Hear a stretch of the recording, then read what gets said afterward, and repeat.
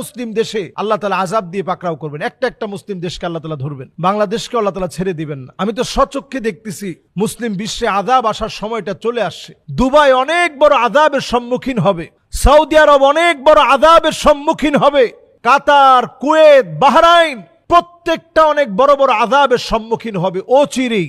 বাংলাদেশের ভয়াবহতা কেমন হবে এটা আমরা চিন্তা করতে পারি না। স্থানে ভয়াবহ বন্যা, খায়বার পাখতুন সহ অনেক প্রদেশগুলো ডুবে গিয়েছে, অসংখ্য মানুষের প্রাণহানি হয়েছে। ভয়াবহ এই দুর্ঘটনা, আল্লাহর পক্ষ থেকে ভয়াবহ এই আযাব, এটা আমাদের জন্য একটা সতর্কীকরণ। পাকিস্তানের যেই দুর্বিষহ বৃষ্টি বর্ষণের কারণে আপনি দেখেছেন বোমা যেভাবে একটা জায়গায় বাস্ট হয়, বৃষ্টির ঠিক তদ্রূপ একটা জায়গায় বাস্ট হয়েছে।